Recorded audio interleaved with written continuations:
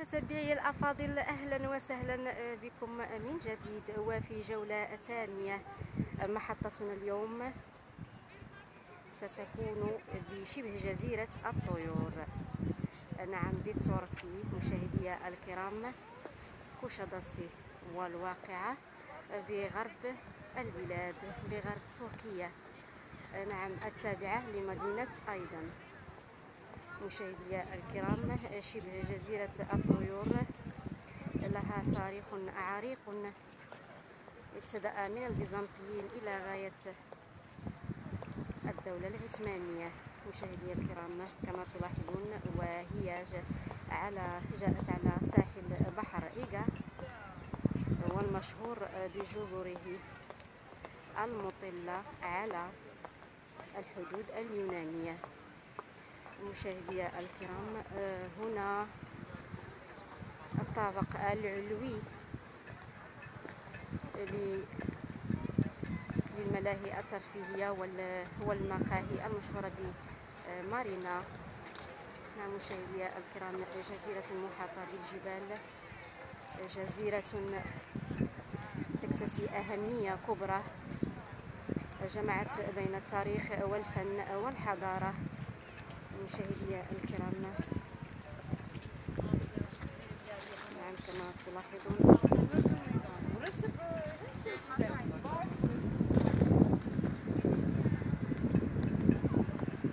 نعم هناك ترسانة أو مكان إصلاح وتعمير بعض اليخوت أو البواخر السياحية، وهناك خلفها مشاهدي الكرام توجد محطة للرحلات السياحية البحرية، جزيرة سياحية بامتياز تعرف اكتظاظا سنويا على مدار السنة، نظرا لطبيعتها الخلابة ولمناخها المعتدل الذي يشبه مناخ البحر الأبيض المتوسط. مشاهدي الكرام، كما تلاحظون جو ممتع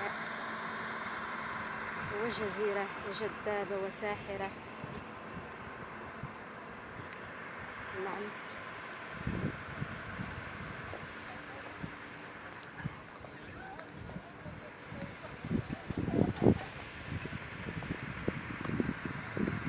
وهذه البواخر مختصة للرحلات البحرية من وإلى، مثلا هنا من هنا تنطلق الرحلة لساعة تقريبا إلى حدود الجزر اليونانية، جزيرة ساموس مثلا وخيوس، وهي جزر جد قريبة من هنا. مشاهدي الكرام، نعم متتبعي الكرام، هذا المركز نعم كما تلاحظون رموز وصور، وكلها تشير للحمام والطيور. حسب الروايات تقول أن كانت منذ عهود قديمة تعوش هنا بالطيور والحمام. وهذا هو المركز مشاهدي الكرام. نعم هذا ساحل بحر إيغا، والإشارة كالجزيرة مشاهدي الكرام مشهورة بشواطئها العديدة والتي تمتد طولا شمالا وجنوبا حوالي 20 كيلومترا. مشاهدي الكرام كما تلاحظون، نعم وهنا توجد قلعة، وهذه القلعة لها تاريخ جد عظيم. مشاهدي الكرام، ابتدأ من البيزنطيين إلى غاية سيطرة الدولة العثمانية.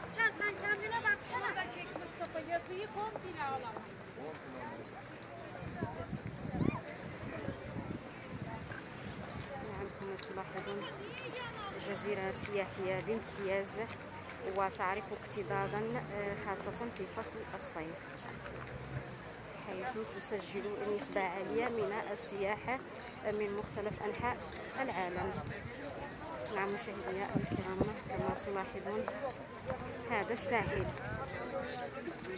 وهنا بالضبط كما تلاحظون ميناء أو محطة سياحية بحرية تنطلق منها الرحلات من وإلى من تركيا، يعني من هذه النقطة بالضبط كما تلاحظون، من هذه النقطة هنا بالضبط نحو جل الدول الأوروبية، وتنشط الحركة خاصة في فصل الصيف مشاهدينا الكرام.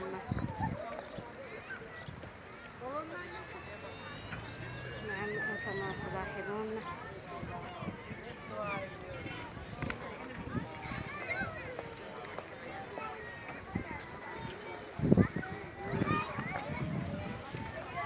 جو ممتع. وهنا في الحدود توجد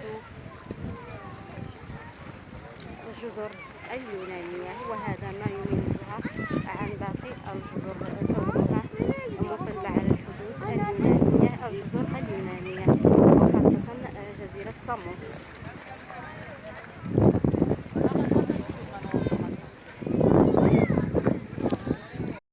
نعم كما تلاحظون فالحمام متوزع في كل مكان مشاهدينا الكرام، وصوته صباح مساء يخيم على هذه الجزيرة كما تلاحظون مشاهدينا الكرام. هنا لما أطلق عليها جزيرة الطيور. نعم كما تلاحظون الجو جد ممتع مشاهدينا الكرام، وهذا الساحل، هنا الساحل.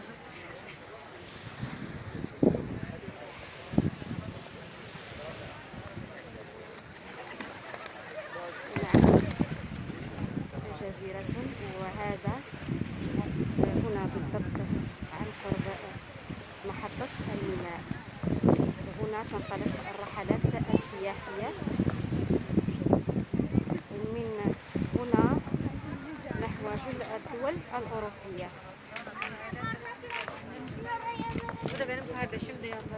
نعم وهنا كما تلاحظون كل الرسوم تشير للحمام والطيور، مما يفيد أنها كانت تعود هنا بالطيور والحمام في عهود جد قديمة. وللإشارة فتاريخ هذه الجزيرة مشاهدينا الكرام هو تاريخ جد قديم، حسب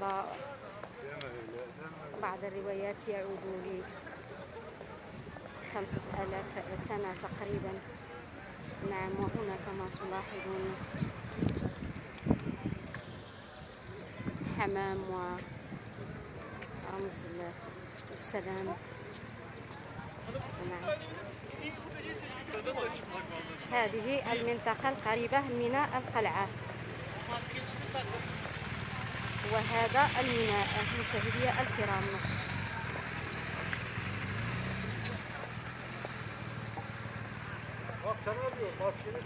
جو جد ممتع مشاهدينا الكرام.